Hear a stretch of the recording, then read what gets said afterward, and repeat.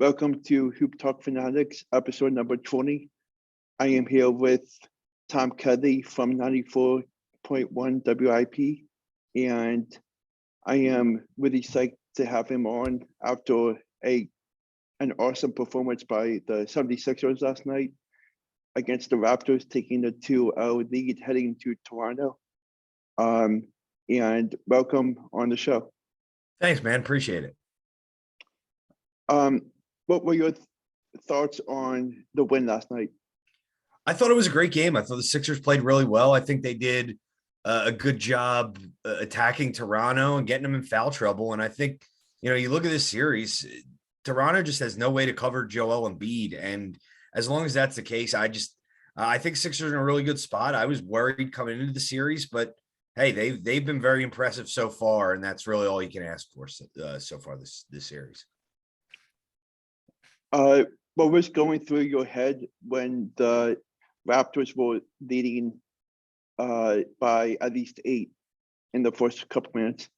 It was a little scary. I mean, I think, it was kind of expected that the Raptors would come out and give the Sixers their best shot, but the Sixers responded. And for them to really just answer it right away, don't let this game get scary at all. I think that's something that really gives you a lot of confidence moving forward. And who knows what could happen beyond this series, but I definitely feel pretty confident the Sixers should get by this round at this point. Mm-hmm. What were your thoughts on Tyrese Maxey's performance? I thought he played really well again. I mean, obviously not the same kind of numbers that he put up in game 1 of the series, but he just looks really, really confident out there. And I think a big point in this game was when I think the Raptors got it down to like 11 in the fourth quarter. And, Maxey hit a really big 3 that it seemed to kind of calm things down a little bit. And after that, the Sixers were able to regain control of the game. It was kind of getting away from him a little bit. So I think his maturity is really what stands out the most for a guy that young to play the way he's playing and play with the confidence he plays with. It's pretty impressive to watch. Mm-hmm. Yeah, for sure. What were your thoughts on the Raptors' momentum shift with I think it was 5 minutes left in the fourth quarter? Mm-hmm. Yeah, I think they got the lead down to 11. I think. Mm-hmm. Yeah, and it seemed like I thought the Sixers answered it really well. Like the Raptors got it down to 11, and it's in past years, I think we might have seen those Sixers teams kind of fall apart a little bit, but I thought they did a good job of just staying confident and not letting it get to a point where they'd panic. And in the end, they end up winning the game easily. And I thought that was pretty impressive to see. So I know that they are 2-0. Do you see them sweeping Toronto?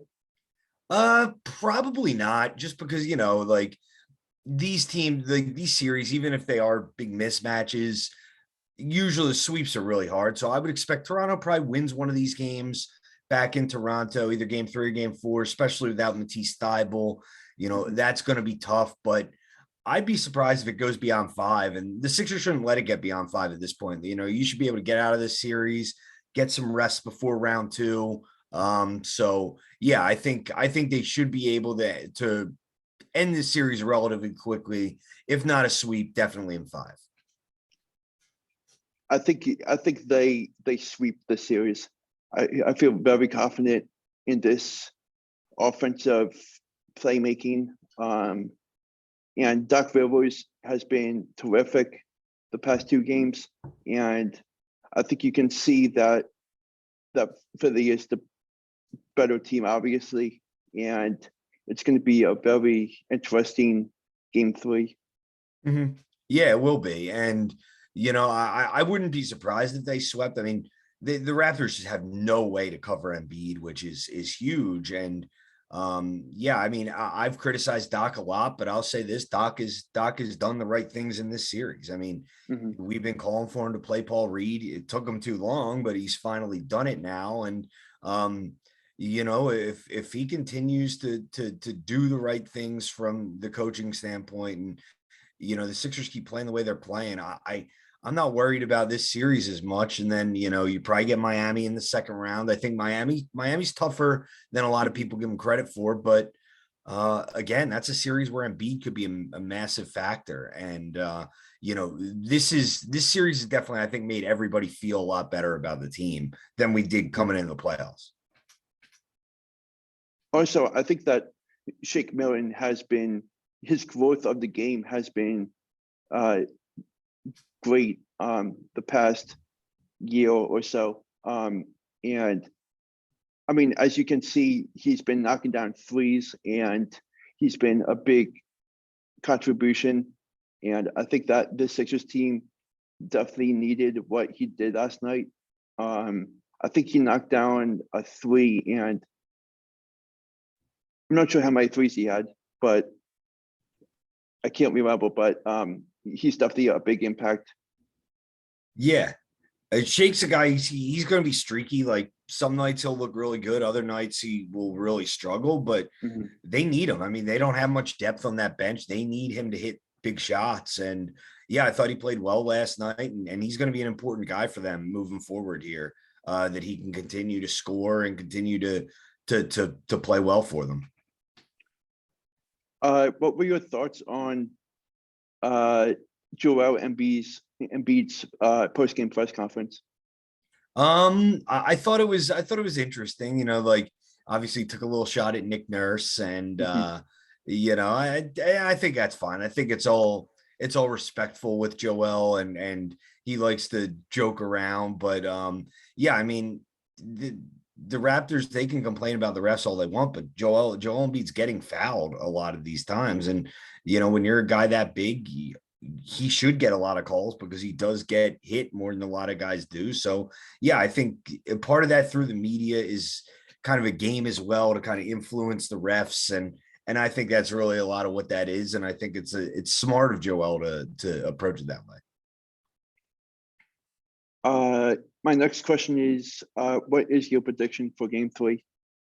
For Game 3, I mean, based on what we've seen so far, I have no reason to believe the Sixers won't win. I just know sweeping a team is hard. So, and Toronto's a tough place to play. I mean, that crowd is pretty intense. They're going to be loud. So the odds are that, maybe you drop one of these two on the road, but based on the way we've seen this team play, I mean, I'd expect them to win Game 3 on Wednesday night.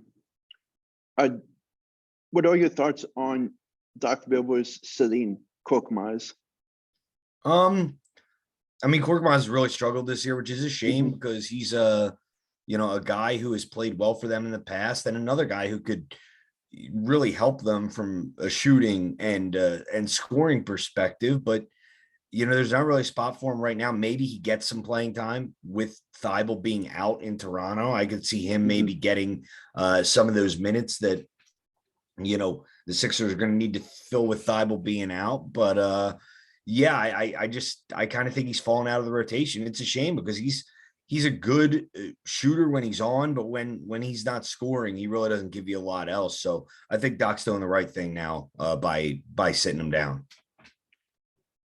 I mean, like it's definitely a good move by him. At least we have Niang, and he can really shoot the ball. Like once he gets open, he can just let it fly, and that's what the Sixers need offensively. And I think that Paul Reed is a very intriguing guy with a lot of talent, and I've been impressed with his ability to have the chance to be an impact in the playoffs, and down the road, I'm really looking forward to seeing what he does in Game 3 and 4. And going a little off topic, what are your thoughts on the Celtics Nets series? I think it's going to be a great series. I mean, Game 1 was awesome, and I think it's going to be a tremendous series between those two teams. I wish Game 2 was tonight because I just want want to watch it again. But yeah, I mean, I picked Brooklyn in 7 before the series. I think I'm going to stick with that. I mean, they were so close to winning that game 1, and don't really like either team, but I think it's going to be a really fun series to watch and a really entertaining series. And yeah, I probably like Brooklyn, but I would not be surprised if it goes either way, because I think that's how evenly matched those teams are. And lastly, before we end, what is your NBA Finals prediction? My NBA Finals prediction is pretty boring. I'm going with the same two teams as last year. I think it's the Yeah. Suns and the Bucks, and the only difference, I think this year the Suns win it. I think they're that good. But I got to say, just one of my observations so far that I didn't believe in was the Warriors. I didn't believe in their health, but Steph looked really good last night, and they look healthy. And Jordan Poole's really talented young player that you add to that team. So if the Warriors can beat Memphis in the second round, because I do think Memphis will beat Minnesota, big game 2 for them tonight. But if the Warriors get matched up with Phoenix, that's the one team in the West that I think could give them trouble because of all their playoff experience. And with Steph and Clay and Jordan Poole, that's an interesting group. And it was kind of cool seeing them last night play like the Warriors of 5-6 years ago that we guys so used to watching. So I'll go Suns over Bucks. But I do think the Suns got to watch out for Golden State in the West. Yeah, I think Phoenix is by far the team that I think that will win it all. Even if the Sixers might go past Miami, I'm not really seeing them advancing to the finals if they have to face Milwaukee. So I'm going to have Phoenix and Milwaukee in the finals as my prediction. Milwaukee is just too talented to beat with the Greek Freak and everyone else. And I feel like that the Sixers' chances are very solid, but I'm not really seeing a finals appearance by them. Yeah, I'd agree with that. I think it's Milwaukee's just the most complete team. And like you said, Giannis is he's incredible. What an incredible player. Do you think that Miami has a chance of getting to the finals? I do. I think Miami's one of those teams that's underrated. And I think them and the Sixers would be a really good series. I picked Miami. I would pick at this point probably Miami to win it, but the Sixers look so good, and Bam Adebayo is a good player, but nobody can guard Joel and be one-on-one. And I think that's a really interesting series where, I think it's kind of worked out for the Sixers almost in that way, where if you get to the second round, you're getting Miami, which I think they're a better matchup for the Sixers than Brooklyn or Milwaukee or maybe even Boston. So I think the Sixers would have a shot against them. But yeah, Miami's one of those under the radar teams because they're not that flashy, but they're really well coached. I think Spoelstra's the best coach in the league, and they if they get to the conference finals, they could give a team like Milwaukee some trouble, possibly. And also, what are your thoughts on the Grizzlies? I like the Grizzlies. I think game 1, I wouldn't worry too much about that. Yeah. I think that was just one of those games you throw out, bad loss. I actually think, if you're betting on the game, I actually like the Grizzlies a lot tonight. I think they blow Minnesota out, probably win the series in 5, maybe 6. But yeah, they're a really fun young team who in the next couple of years, I think they'll be ready. I'm not sure they're ready yet to beat the teams like Golden State and Phoenix, some of those more experienced teams. But yeah, I mean, John Morant, Desmond Bane, I really like that team. Yeah, their squad is very talented, and I think they're going to have NBA Finals appearance in the next 2 or 3 years from now, or even sooner. But we will see. Thank you so much for hopping on, and I'm feeling a sweep. Oh yeah. Well, Yeah, I hope you're right, Alex. That would be awesome, man. yeah. Uh, I, I'll definitely have you back on to recap the series Mhm. if you're available. And it was great talking to you. Yeah, well, I definitely, Alex. I appreciate it, man. I'll talk to you soon. Okay, thanks. All right, take it easy, man.